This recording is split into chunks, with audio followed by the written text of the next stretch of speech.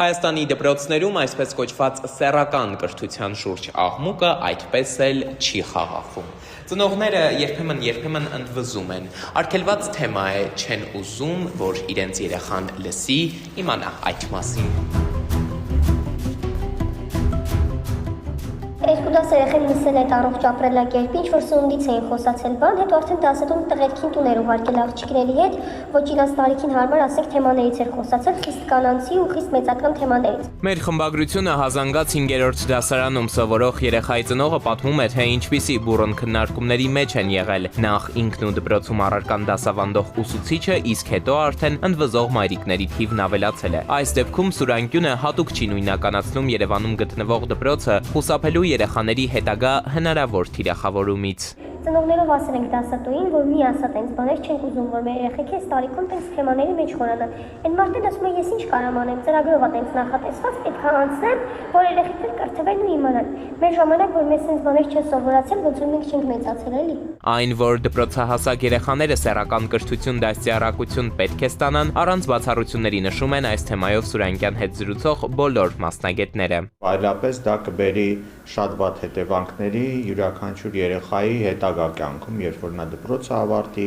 կամ բարձր դասարաններում լինի եւ այլն։ Բայց նախ սկզբից ինչ ասել է սեռական դաստիարակություն։ Առողջապահության համաշխարհային կազմակերպությունն օրինական սահմանում է որպես գիտելիքների, հմտությունների, վերաբերմունքների ու արժեքների փոխանցման գործընթաց, որը հնարավորություն է տալիս մարդկանց պաշտպանել իրենց առողջությունը, արժանապատվությունը եւ հարաբերությունները։ Իսկ ՅՈՒՆԵՍԿՕ-ի բանաձևը հետեւյալն է. սա հաստատված գիտական տվյալների վրա հիմնված կրթական գործընթաց է, որն ընդգրկում է սեռականության բոլոր ասպեկտները՝ ֆիզիկական, զգացմունքային, մտավոր եւ սոցիալական։ Այստեղից սկսվում են հարցերը։ Բայց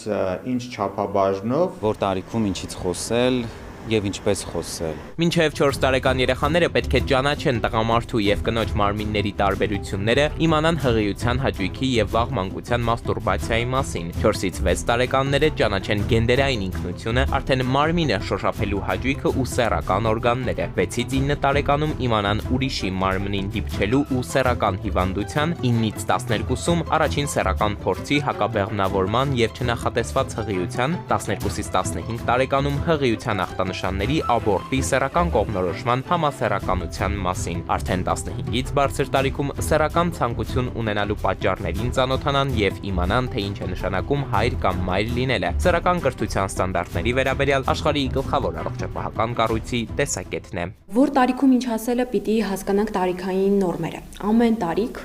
երեխան ունի իր եւ հոգեբանական առանձնահատկությունները եւ բազային բառապաշարը, այսինքն կան բառեր անգամ, որոնք որ մենք օգտագործում ենք, ենթադրենք 5 տարեկանում երեխան լրիվ այլ կերպ է ընկալում, 7 տարեկանում լրիվ այլ կերպ է ընկալում, հա։ Հիմա դեռահասության շեմը շատ փոխված է։ 5-րդ դասարանը տարիքային այն ժամանակահատվածն է, երբ պետք է խոսել շատ ավելի տվյալ տարիքին անհրաժեշտ թեմաներից։ Օրինակ, խոսել հիգիենայից,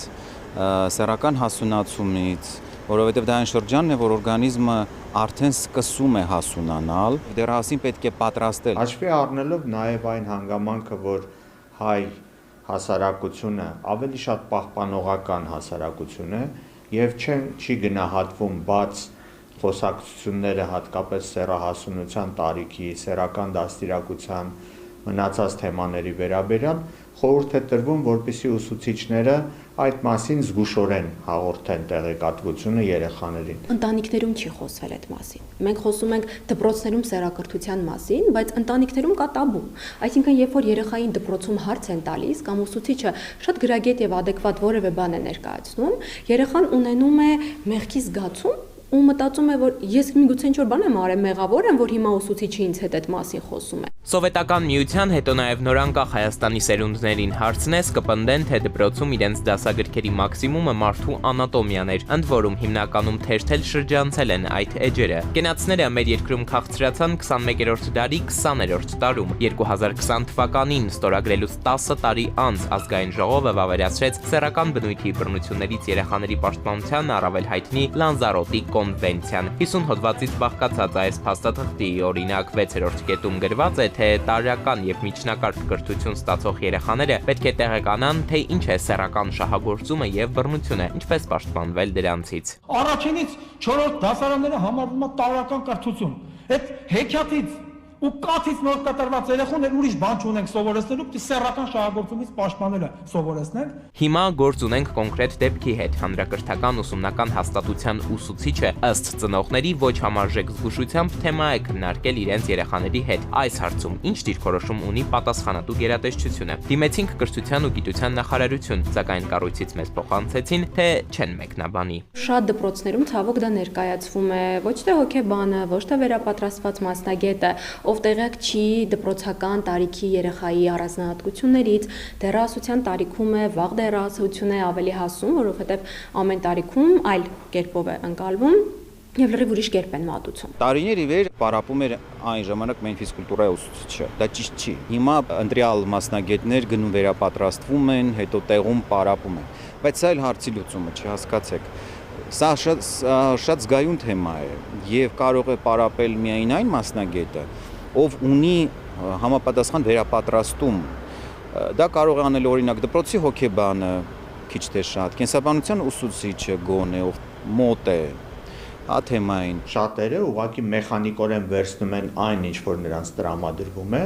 եւ մեխանիկորեն փոխանցում են երեխաներին, որը ուղղակի թույլատրելի չէ։ 5-րդ դասարանում սովորող աշակերտները պատմել դժգոհել են խիստ մեծական թեման եղել է սեռական հաճույքը, մասնավորապես դրա տեսակներից մեկը։ Պետական բժշկական համալսարանի սեքսոպաթոլոգիայի ամբիոնի վարիչը, որ տարիներ շարունակ նաև հենց դպրոցներում է սեռական կրթության ու դաստիարակության դասընթաց վարում, զարմանում պնդում է աշակերտական սեղանին նման թեմա չի էլ կարող հասնել։ Սեռական հաճույք թեմա որպես այդպեսի նախ նման թեմա գոյություն չունի։ Եթե նայենք ծրագրով, կա սեռական հարաբերության մասին թեմա, որը շատ ավելի ուշ եւ ավելի բարձր տարիքին է տարիքի համար է նախատեսված, երբ արդեն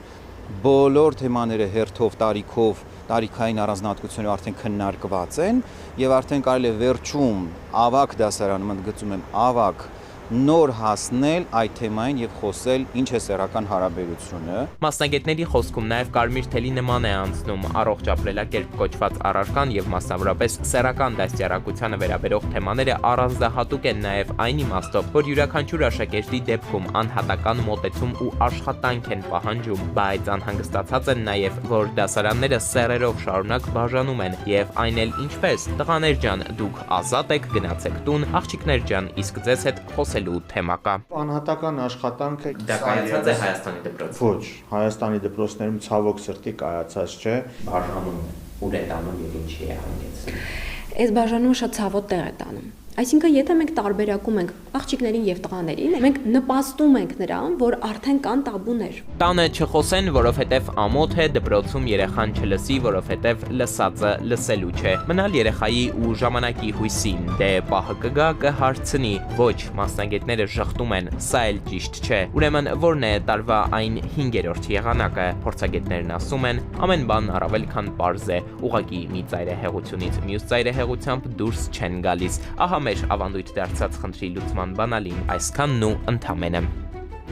Էդուարդ Պողոսյան, Զոհրաբ Քարամյան, Սուրանգյուն։